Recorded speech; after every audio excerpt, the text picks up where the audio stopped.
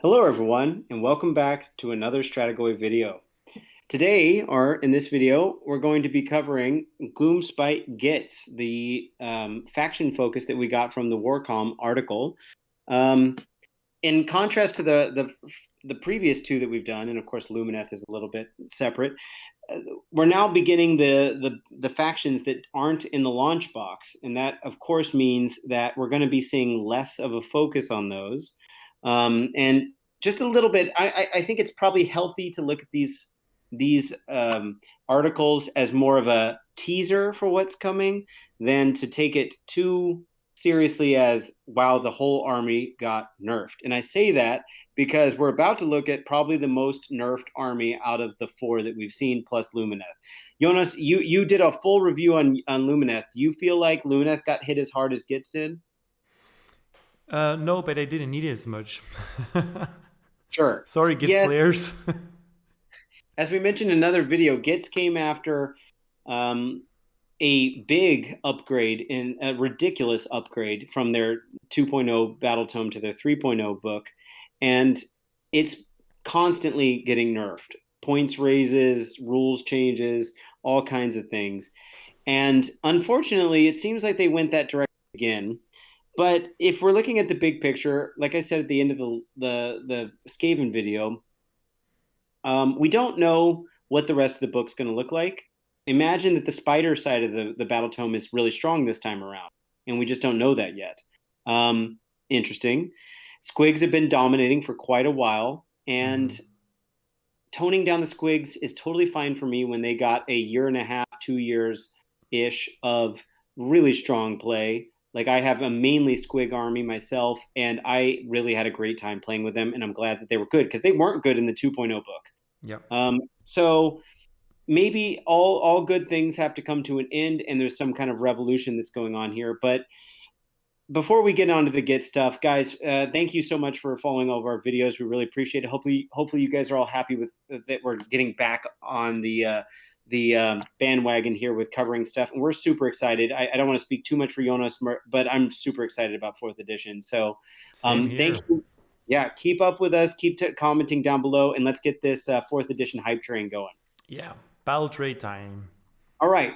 I'm going to tell you my short summary, if I had to say anything, is that Gitz either stayed the same or it got nerfed. There are very few changes that are improvements.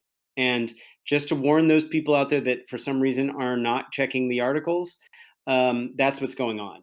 If we look at, so like basically the battle traits now, we lost all of the heroic actions, no surprise because we don't have heroic actions anymore. And we also lost the monstrous rampages because maybe they got moved onto war scrolls. And those heroic actions might have been moved in some way or the other onto war scrolls, but we just haven't seen them yet. But the rest of the battle traits are kind of similar, but nerfed. So as far as the moon is concerned, it still does the same thing. And they even made it even more clear how it works if two players are both playing against each other as Gitz players, that you share the bad moon, Yeah, I and thought it's it was pretty cool. yeah, it's more clear and more succinct now. Yeah. But basically, it's either in a quarter or it's in the middle, and if it's in the middle, it covers the whole board. Now, when you're in the board, maybe if we look at the four different sub factions, if you want to call them that, in Gitz, you've got. And they also differentiated this too, by the way. You had Squigs, and you had the rest of the Moon Clan, which was just Moon Clan. Squigs have traditionally always been both. They've been Squigs and Moon Clan, which is why in the first thing here we see Frothing Zealots that it says non-Squig Moon Clan, because Squigs used to get two buffs. They used to get the former version of this rule, which is a 4-up rally, which doesn't exist anymore, and thank God. And they used to get a version of the second rule. But let's get into them. The Moon Clan only rule is that you add 3 to its control score. Now, this means that the vast majority of your heroes in the army, which are Moon Clan foot heroes, are actually going to be heroes with a control score of 2 plus 3 if they're in the Moonlight. So the average hero in Gitz is a monster in terms of, while it's under the Moonlight, in terms of controlling objectives. Have you thought about that, Jonas? No, not necessarily. That's kind of a big deal. It's good. Yeah, it's good. It's good for the heroes. The rest of them, it's good, but imagine you have a unit of 40 stabbers or something. It's 40 plus 3. Not that big of an improvement. But for the heroes, and this is actually an army that tends to favor the heroes a lot. There's a lot of synergy with taking some heroes that can buff up your units. Now, for your Squig units themselves, which would be Squig Herd, Squig Hoppers, Boingrot Bounders, the Mangler Squig versions, Loon Boss on I forget the big squig. I forget exactly what he's called. Cave squig, giant cave squig. It used to be that you had run and charge. Now it's just re-roll the random characteristic of your move characteristic. This is a big nerf because re-rolling is only an improvement, or at least as good if you rolled a 1. So as spoiler alert, we're about to see what the Squig Herd is, but it's D6 plus 3 inches. Which means if you roll a 1 on that, okay, fine, you re-roll it, cool. But at best, you're getting a 6, but you're probably just getting somewhere like a 3 or 4.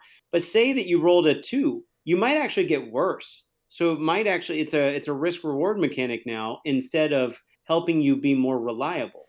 Yeah, and this would have been totally fine if they said you can re-roll it and choose the result.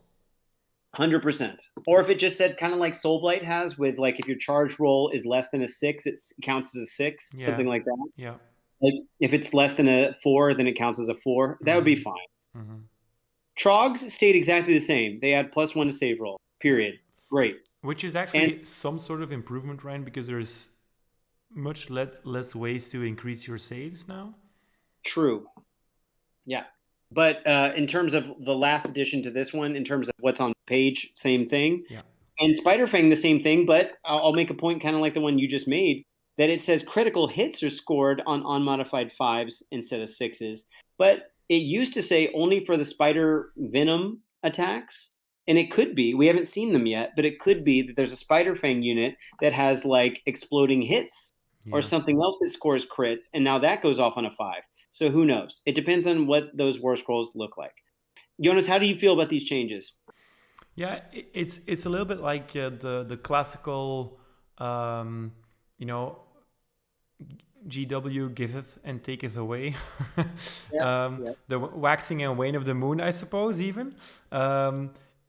Things that used to be good have been neutered a little bit, and things that used to be overlooked are now seem better on paper now. We obviously don't know how good it's going to be with the Troggoths and the Spiderfang units because we haven't seen much of that. But so far, the things that you usually see on the table, which is Moon Clan and Squigs, those rules don't impress me at all, which is a bummer for everyone that's only collected that side of the army. But on the other hand, also keep in mind that it has gotten quite boring in the tournament world and even in the mildly competitive home games to just only see Moon Clan, Squigs, and Squig stuff. Agreed. Even as someone who is one of those people that pretty much only bought into one side of it, I'm okay with it changing. And in fact, I waited to play Squigs in competitive sense until they got nerfed a couple times because I thought it was too broken. Yeah. I will add though that here with what you said about that they clarified how the moon interacts when your opponent also plays Gitz. It's quite brutal if you lose the decision and your opponent gets the decision on the moon. Then you're kind of, if you're both are in Troggoth's lists, that's brutal. That's really bad. Yeah, the question also comes around to two things. Scragrott, we'll see in a second, is a little bit less of an auto, but he still controls the moon movement, which is what this other battle trait is here. Basically, the move moons on a 4+ every battle round. On a 1 to 3 doesn't. And if you have two Scragrotts, then I don't know exactly. I think that has to do with whose turn it is, determines whether it moves or not. But in any case, you were saying it's bad for the Troggoths because I'm imagining that you are picturing a situation where the army that gets to determine who's getting the +1 save chooses in their favor. But keep in mind that one of the battle tactics for destruction is that you need to go from your deployment zone, and with 3 different units, you need to go over and use a fight ability wholly outside of your deployment zone. And so that's kind of forcing you to get outside of that bubble, unless, of course, you chose for the other bubble, which would, of course, be in the other Troggoth player's defense, right? It's So just not there's a nice bit that of a, your entire battle traits is handed to your opponents. yes, yeah. That's If what I you know mean. what would be interesting is if the other player could make the moon go backwards. Yeah, or I don't know, maybe just I know it's not lore friendly, but just for the players' sake, just let there be two moons or something like that, and just or only your moon only works on your units and that kind of stuff. I don't know. It just feels Yeah, really bad if this the moon is everything that you get now for battle traits, and who knows how long the Gitz will have to wait on their battle tomes or battle tome, and then if you're facing off against another Gitz player and they get the decision to interact with the moon, you can basically skip your entire battle traits table unless he puts it on your units, of course. yeah. I mean, it is definitely more lore friendly. Yeah, And Gitz, if you're a Gitz player and you can't accept that sometimes it doesn't go your way, that's fair. you know. Yeah, you But chose the wrong army. Yeah. Okay. so the Squigalanche is our first battle formation we've seen here. This is basically just Jaws of Mork. It's +1 to attacks on the charge for all your Squig units, and that's it. It's exactly what it used to be. So the real question for me is how many of the new battle formations are just going to literally be rebranded versions of old faction abilities, sub-faction abilities, and how many are going to be new things? And I think for the most part we've seen new things, right? Um, but Lumineth not, right? Lumineth has mainly been kind of basically just saying you get to keep being a Larith What I imagine is that they worked on the Baltomes for well, at least on the first Baltomes, and then they started making the indexes. So the first Baltomes will probably have more newish abilities that are more in line with what the Baltomes will have, while, for example, Lumineth and Gitz might have to wait a while before they get their new books, so they will probably be more of a copy and paste thing, for example. That's fair. That's fair. So, I mean, I don't have anything to say about this other Yeah, than no, plus it's one. super clear. Yeah. Yeah. So the spell, we've got Lore of the Clammy Dank. We've got Sneaky Distraction, which, fun fact, used to be a Spider Fang spell and now is something that just everyone knows, Yeah. which is cool because, and I mentioned this in another video, it's an unlimited spell. So each of your independent casters can cast it once per turn. And you can be projecting a bubble around each one of those casters of -1 to hit, which is the same thing as the fungoid cloud that the Gobbapalooza used to have. And that was, for most Gitz armies, the only way you could take this. Yeah. And this is actually one of the things that I think is the strongest buff that Gitz has gotten. I said it was all nerfs or stayed the same, but this is actually a big plus because it's unlimited. If you have 3 casters, you project a giant 3 times 12-inch bubble of -1 to hit, including shooting attacks, which keeps your relatively glass cannony army safe, and is almost a battle trait unto itself. I think something that's gone unsaid for some armies. Some armies are just having their unlimited spell be like do D3 mortal wounds or mortal damage. Okay, fine, whatever. But this is like a battle trait. This is like, I'm going to set up all of these protections of Hish, essentially. Yeah. What if Protection to Hish was an unlimited spell? That would have been insane, right? Just like every unit setting up a 5+ ward and you can spread out. You don't have to cast a. Yeah, that would be crazy, especially if it had a 7+ to cast. Sure. Yeah. Sure. So anyway, I actually think this is one of the few buffs that they've gotten because A, it was a Spider Fang thing and no one took Spider Fang.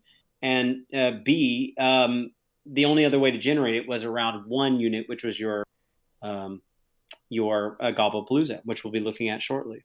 Yeah, I don't necessarily think that you'll get it off on your entire army. I also think it's quite cool that the unlimited spell keyword here just guarantees that it will at least happen once, most likely at least. So you'll definitely get that up on one unit that you really want, because you could, if you needed to, keep 3 heroes close to that unit, and then if the first couple of tints get unbound, you could at least still do it with a 3rd hero as well. True. And there's also Unleash Spell, Magical Intervention. Yeah. So you set it up in your opponent's turn. Yeah, pretty good. Okay, onto the unit focuses. Scragrott is Scragrott. As I mentioned, he kind of got nerfed enough that he's not an auto take, but I'm not a big fan of units that are auto takes in an army, because it was kind of weird not to take Scragrott, and he still controls the moon like he always did, but his save got worse, not his ward. His free CP doesn't happen anymore, and that kind of replaced by the babbling wand ability in the lower right corner, where he's if a unit tries to make a redeploy around him, it becomes a 4 instead if it's 1 to 3. So he's guaranteeing at least a 4 redeploy. So that's cool. I don't know how necessary that is. And I'm pretty sure if you redeploy, you can't countercharge, right? So for your more aggressive units, that's not necessarily helping. And then he's no longer generating the moonlight, which might be the worst thing about his debuff, is that he used to be moving the shrine with you, and he's not anymore. So, which makes him less auto-takey, and hopefully his points cost goes down. Also considering his War Scroll spell lost 6 inches of range. I was just going to say that, yeah. That's huge. Yeah, it was basic. You roll as many dice as your unmodified casting roll. For each 3+, you do 1 mortal damage, but it's 18 inches, and I think that 6-inch difference makes a difference. So he's good, but is he an auto take? At most for controlling the moon. And again, I don't know how necessary that is, because the moon got nerfed a bit. Yeah. So maybe it's not as much of a thing you're hanging your whole army's dependency on. So that's good that something that's been taken every single time is nerfed, but at the same time, it's Scragrott. Everyone loves him and hates him at the same time. So yeah. Okay, let's look at the Gobbapalooza.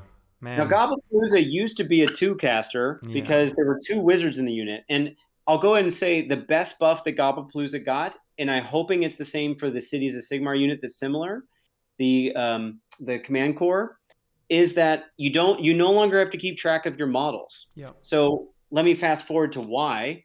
First off, there's only one wizard. They are a wizard. Second, that right-hand ability called the Gobbapalooza Know What's used to say that whichever ability you chose was dependent on whether that model was still in the unit. So you had to very selectively remove the models that, in my opinion, even as someone who plays them, all kind of look the same. And so removing them kind of sucked, and trying to keep intact with what the best move was. Now, it used to be an auto ability, so it got nerfed, and now it's on a 3+, but there's nothing keeping you from taking more than one Gobbapalooza.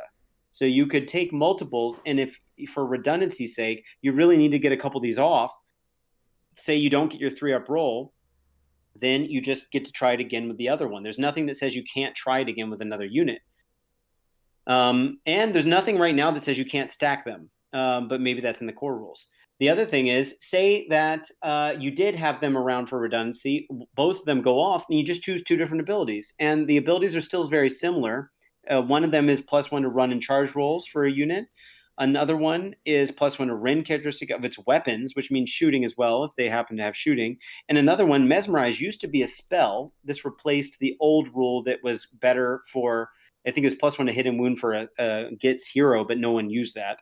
Now, instead, it's just the spell that honestly probably had as good of a chance of going off as a 3+, where you choose a unit within 12 inches and you turn off their ability to use commands, which is pretty strong. And so the funny thing is, they not only made quality of life improvements on Gobbapalooza, they still have the same ward save, by the way, where it gets worse every battle round. But they the quality of life stuff got better, but also I think they gave us, in kind of ironically, a reason to use more than one of them.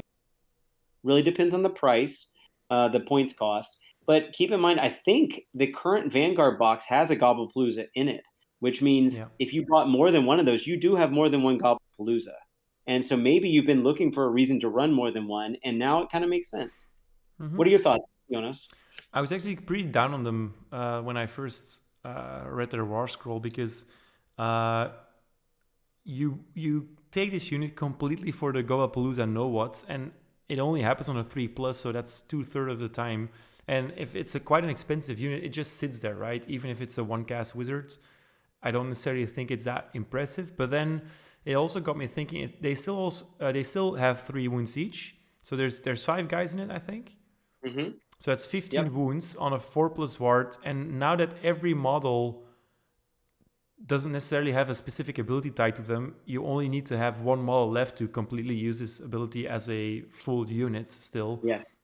You could totally use this in the front line now as a 4+ ward screen. Sure. And Yeah, especially if you have 2 and they're fairly priced, you just walk up one of them to get the short range abilities off and on your units as well, obviously. And you have the other one in the back just as a reserve kind of thing. But a unit with a 4+ ward on a turn or in the first battle round, I mean, you could really, with 5 models, 15 wounds, 4+ ward, you could really tank a unit if they try to alpha strike you. it's definitely not a bad thing, especially if they get up their -1 to hit with the spell that everyone knows. If you take the Gitz lore, which used to be their fungoid cloud, and it's unlimited, so then you're even more protected at that point. I I actually think the unit, it just depends on the price, like everything, but I think there's a version 2 of these, and it doesn't feel as bad. So yeah, and all of those abilities are nice. It's just that I really dislike bringing units for a specific ability on their scroll that only happens on a 3+, because that chance is not that dependable, and I don't really like it. But then that's Gitz, I guess. yeah, I mean, they're strong abilities though. So yeah, and these are a perfect. This is a perfect unit to bring the -1 to hit spell on as well. I mean, you don't bring them on a unit anymore, but they're a good unit to buff it, because they're not. You can spread these guys out, right? It's a huge footprint. Yep. Well, I mean, yeah, they still 1-inch coherency with 5 models, yes. But then obviously, what's it called? They don't count as one of your hero. They don't count as a new battle regiment. They can go inside of a regiment or whatever, and then they're not eating up heroes. Yeah. You know. Yeah, and the most important thing, they're really amazing models. They are great models. It's just hard to keep track of which one's which, because they all kind of sound like they could do the same job as the other guy. Yeah. All right, Squig Herd. So Squig Herd got real nerfed, but rightfully so. My favorite thing about this, and Jonas, we've talked about this many times, is that their health characteristic went down from 2. Finally. Thank you, Lord. I'm not religious, but I'll be religious for this change. GW is trying to make it so that models do what they look like they do. And I don't think anything that's not a cavalry model or isn't like a big old chunky thing, especially not something that's on a 25mm base, should be 2 health. And therefore, these guys, which are in 25 mils, have been brought down to where they should be. Their move really got hit hard. They lost 2 inches of predictable move. They used to be D6+5, so that's pretty rough. Their attack profile is the same, except they've got the companion keyword, which for those that aren't keeping up, companion means that they don't, kind of like how a lot of people overlooked that command traits and artifacts would not benefit a companion or rider, or mount of a model that took it. The same rule is applied to companions just broadly. So that means all of your squigs are only benefiting from extra abilities that say explicitly that they affect companions. Now, fortunately, all-out attack still affects them, and they're still getting the +1 attack from charging, but now they're way slower. We don't know if there's still a squig boss guy that's giving them a pre-game move kind of thing, or like a hero phase move to help them kind of get up the field. They are still doing the same resurrection ability, where for each squig herder in the unit, that's 2 for every 2 for every 10 that you're bringing in a normal MSU size unit, or 1 for every 6. That on a 2-up, you're returning D3 slain cave squigs. Problem is, they used to be worth 2 health, and so now it's half as valuable. Yeah. And maybe the worst thing that happened to them is they have a new keyword that we didn't even know existed, which is Beast. And Beast makes the whole unit have a maximum control score of 1 no matter what. That's even brutal. If you had a pool. It's super brutal. So now I see, well, I'll come back to why I think this balances out. But let's quickly talk about their mortal wounds they do. This got nerfed now twice, if you count this as one of them. It used to be on like 2-ups to any unit you chose when they fled from failed battle shock tests per squig, not the squig herder, to any model you wanted or any unit within 9 inches. Then it became 3 ups and only the closest unit. And now it's 5 ups and only 2 units that are within combat range of the model that was removed. So it got nerfed a bunch. Yeah, it's like zombies now. Yeah, it's kind of like a nice afterthought, right? It's not the reason you take the unit. Now, the thing I was going to say about the control score, my kind of silver lining to this is a kind of through line that I think we're going to see for a lot of these faction focuses, is that GW is doing such a great job of differentiating the roles of each of the units in your army. And Squig Herd should have always been a chaff unit, not a tank unit, which is what they became, a wound sponge. And they always should have been a chaff unit. And look, we have Squig Hoppers, we got Boingrot Bounders, we got Mangler, the guy on the giant cave squig. We have the guy walking with a giant cave squig. We've got guys with squigs. And this unit always, no one took Squig Hoppers, the basic battle line version of Squig Riders. But now I think because they've turned these guys into, these are not objective sitters. You're not putting a big block of 36 of these guys on an objective because they're only going to count as one. Yep. You could put them there to block someone from even coming onto the objective, and then at least you have it because they count as one. But now they're your screens. And maybe we always needed Squig Herd to be screens and not to be as expensive as they were. And now you can take a MSU version of this unit and not feel so bad about it. So let's wait to see what the other Squig units look like before we get too down on how nerfed these guys got. But if you're being honest with yourself with a hero phase move and an auto run and run and charge in the moonlight and being as tanky as they were in a block of 36, and half of them could come back and they had 1 million attacks, and then they had their own version of a rally roll. These guys were broken on some level. It was just too much for one unit. Yeah, and now they can take command abilities, so they can get up to +1 hit, or they can use all at defense, and they can use the rally ability, which is nerfed, but they've got that in addition to their bringing back their own guys. So they got some amount of push and pull with their old rules. Yeah. But the biggest thing I'm happy about is they went down from 2 health to 1. So anyway. Yeah, and who knows, maybe they get a point drop and they're just a cheap unit that you can bring to dish out some small damage or use as a screen, as you say. Exactly. That's what I'm hoping. Yeah. Okay. All right. So the Loonshrine is our first example of one of the giant pieces of terrain. It's at 14 health and a 4-up save, which means it's sticking around for a bit. And it's always going to sit in your backfield anyway. To some level, you're going to defend it. Yeah. It still generates moonlight within 12 inches, and it still brings back Gitz units the same exact way it used to, but now it's a command ability, and it's guaranteed instead of being on a 4-up. But as anyone who's played against Gitz knows, in like King's Gitz, we had ways to that and the Clammy Hand, I think it was, allowed us to have either double rolls, double attempts for this, or that we got to re-roll it. And now it's a CP and it's guaranteed. So interestingly, the keywords that it says it can't bring back are very specific because it says non-hero, cool, it never could do that. Non-monster, cool, it never could do that. Non-war machine, wait a minute, Gitz doesn't have a war machine. Mm-hmm. So what are you guys telling us right now? We got a war machine on the way? Is that what's happening? Are we getting a battle tome sooner than later? Or are you just projecting some weird thing to be technically accurate? But why is that there? You could have just said a Gitz infantry unit or cavalry unit, and it would have covered all of the normal things. So maybe there's a little bit of silver lining here. Jonas, what are you thinking?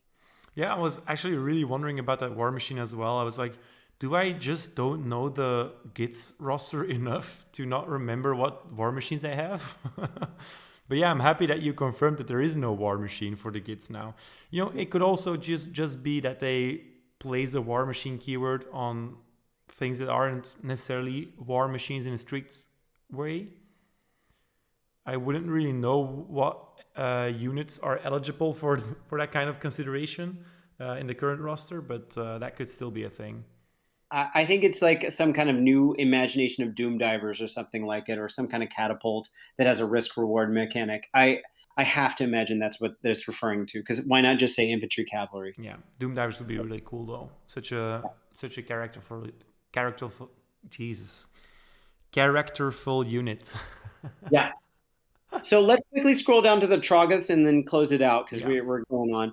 So the Troggoths, we're just seeing a Spearhead War Scroll. Their profile stayed the same, except the boulders are no longer mortal wounds. I think they actually got nerfed here. They got 1 extra inch of range, but they used to just be like on a 4+ or 3+ if the unit had enough models in it that they do mortal wounds. And now it's decently worse, especially with a 5+ to hit. And imagine that you're doing a covering fire for God knows why with a -1 to hit. Now they're at 6+. So don't do that. But 2+ to wound. And one of the things I really like about the way they've changed these hit and wound profiles for different units is that it reflects a little bit better what people have been saying for a while, that they'd like to see the strength and toughness and weapon skill, ballistic skill Yeah. stuff come back. And 2+ to wound makes total sense. You're throwing a gigantic boulder at someone. Of course, it's going to wound you, but these guys aren't really smart. So maybe they're not good at aiming. And so it makes sense. And I think their melee profile stayed the same, but they now can heal D3 units every turn, not just in your hero phase, which basically is what Trog's Trog Herd does, I think, if I'm not mistaken, that it lets them heal more often, or there was some ability that let them heal more often. So they're still the amazing kind of tanky unit that still puts out quite some serious damage. And this is just the Spearhead War Scroll. So there's quite a good chance that they're going to have an even better rule, like maybe anti-infantry, an ability or something. So feeling pretty positive about that. Yeah, And that, it's just not really impressive, is it?